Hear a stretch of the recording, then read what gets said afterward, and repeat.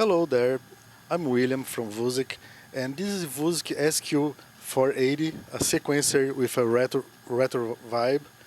Uh, right now it's in the CRT mode with a green phosphor, and you can change it to LCD mode and other colors too.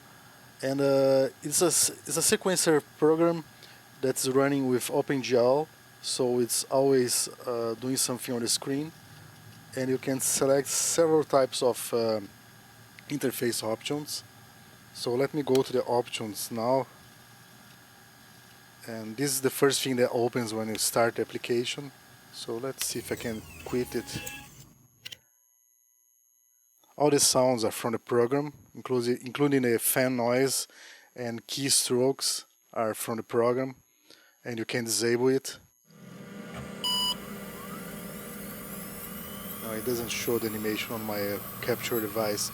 But if you look at Wusik 3000, another project that I created, you can see the interface starting up from there. And if I go to options, just to show you here, Wusik SQ480, I can select a lot of stuff. The audio setup, the plugins manager, which is compatible with VST2, VST3, and I can scan plugins and whatnot. It's going to show in here. I can add custom names if I want. So if I want analog labs instead, it's going to show that.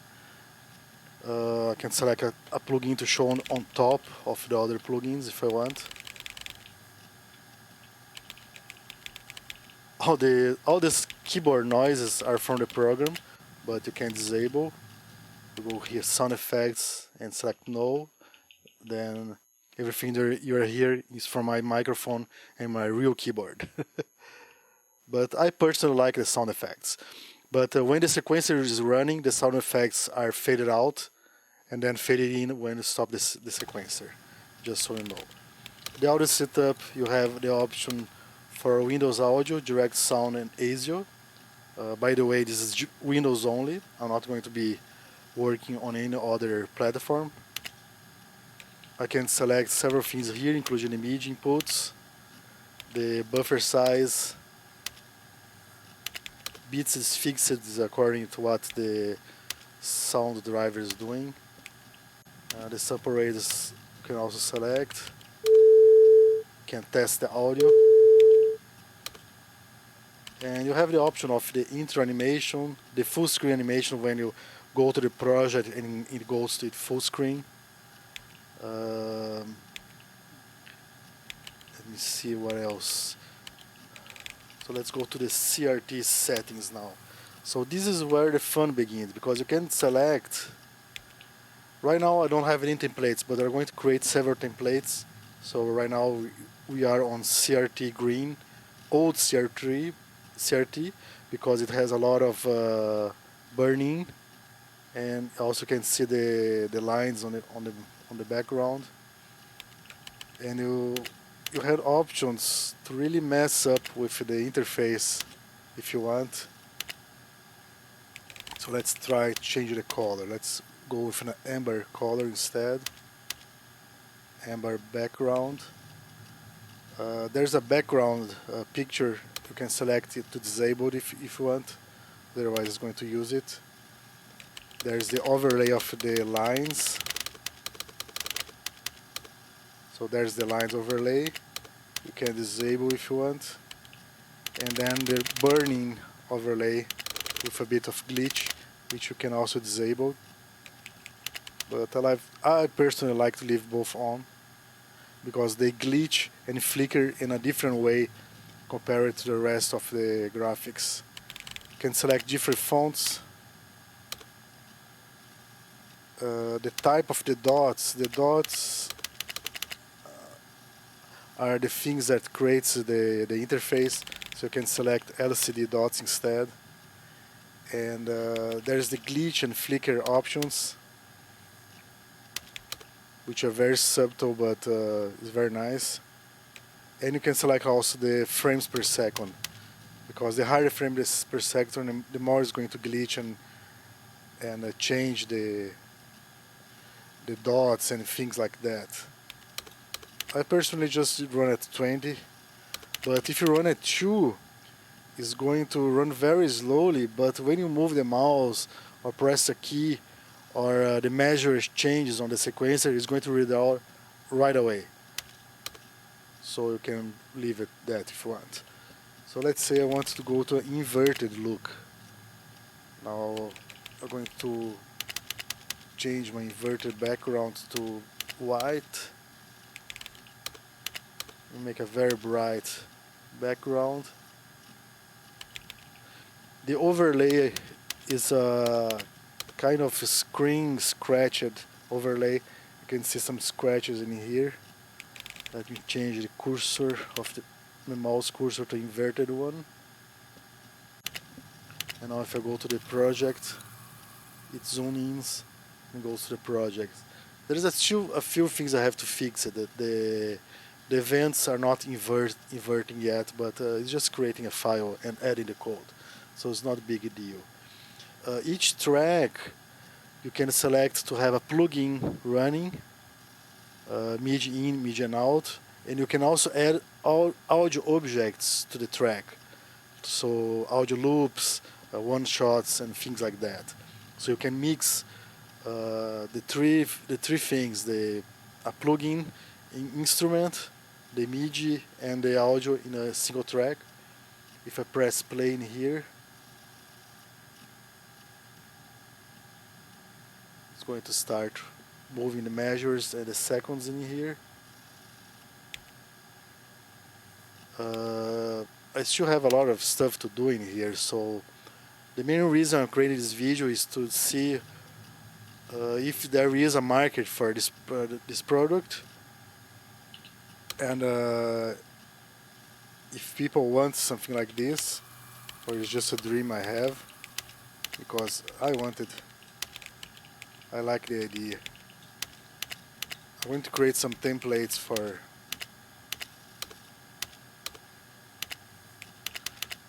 the interface, so it's easier to go from one template to another.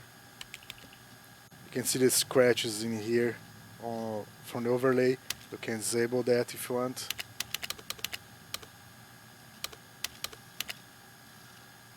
And what else? Let me think. So the interface is pretty much set. Let's go to settings and disable the frame. You can disable the frame. So when you go to the full screen, there is no more frame around it. So it looks more like a LCD screen instead.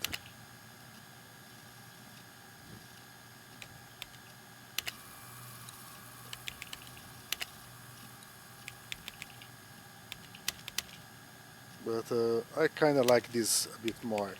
The plugins manager is working very well. The scan of plugins works in a works in a way that it creates a new process to scan for plugins. So if a plugin crashes, it doesn't crash the application during the scan process. And I already scanned some plugins here. Some failed because those that failed are 32-bit versions that I still have on my computer. I didn't clean it or anything. And you can select if you want to show or not the plugin on the list. You have options like the sequencer flashing. So let me go to the project again. No, it doesn't show very much. So let me run the sequencer running. This is not going to be able to do on the final version, so it's just to test in here. No, it's not flashing. It's selected. Because it flashes a color on the background for each bit. I have to check why it's not working. But I'm still working on the interface. So you can see that there's going to be fade in and out for all clips. even if it's a MIDI instrument. That's something I always wanted to have on other sequencers. So it's going to be able to do that for how to say that, the VST instruments, plug-in instrument. For MIDI, you could just fade in and out the MIDI velocity according, so it can also do it for that. And right now the other menus doesn't exist yet. I haven't finished all the part. And when you open the a clip, it's going to open a full screen MIDI clip showing the keyboard to edit it, or an audio waveform to edit it. So right now I haven't done that yet. The sequencer is already using sample based timing, so it's not using any PPQ, so that's pulses per quarter. Usually older sequencers will use like 999 pulses per quarter. Sonar, I think, uses 9,999, if I'm not mistaken, or something like higher. But today most sequencers are just using the sample based, because that way is perfect time with the audio and everything else. So that's what I'm using already. So when you press play, is using the sample based position and just checking the beats and how many beats in a measure, and you can change the measure size. Right now is 8 measures, so it's going to be 1 to 8. But I also want to add an option to, like, you have a drop in and you want to start the measures again. So I'm going to add an option to restart the measures, counting after some event happens.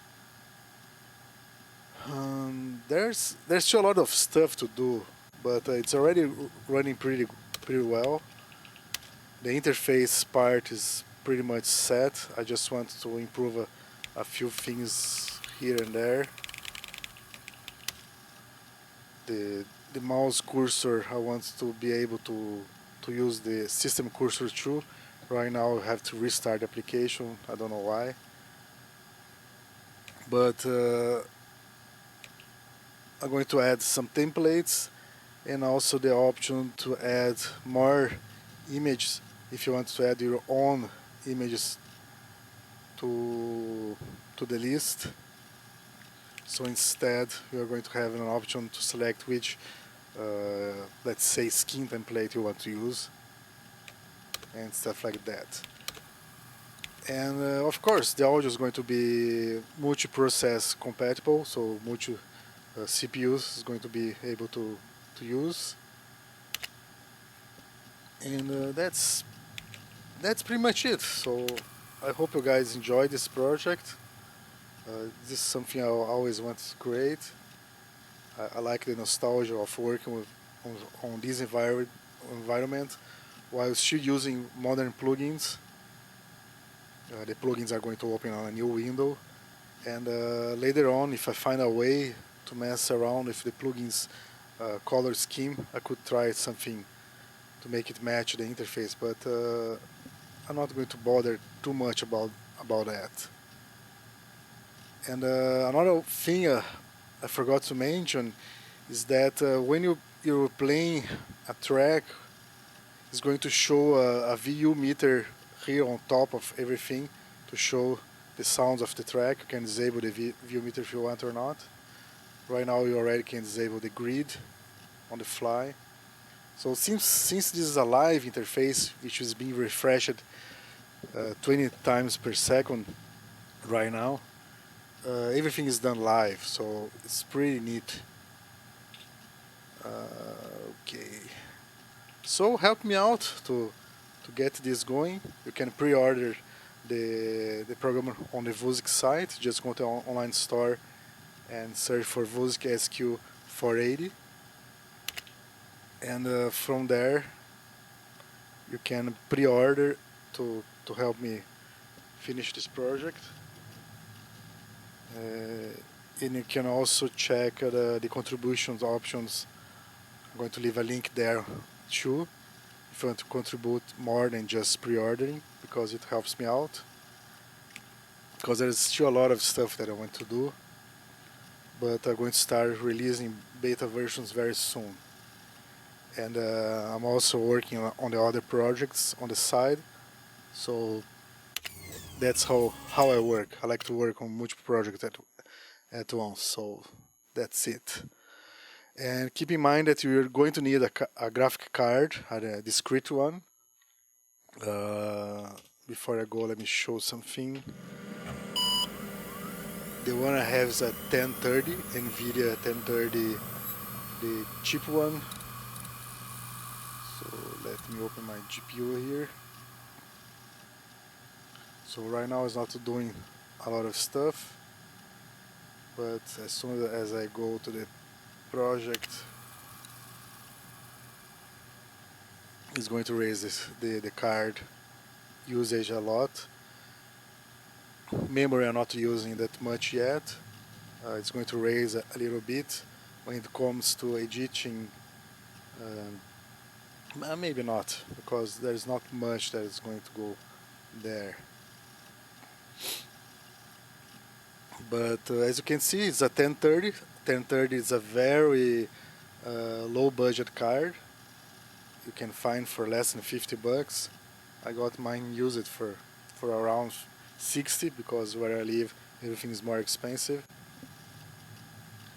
But a better video card is going to be better for higher FPS, which is going to be better for when it shows the view meters in here, and maybe the graphical frequency view too. I don't know, we're going to see what happens. So okay, that's it for this video. Please don't forget to contribute to the project, and that's it.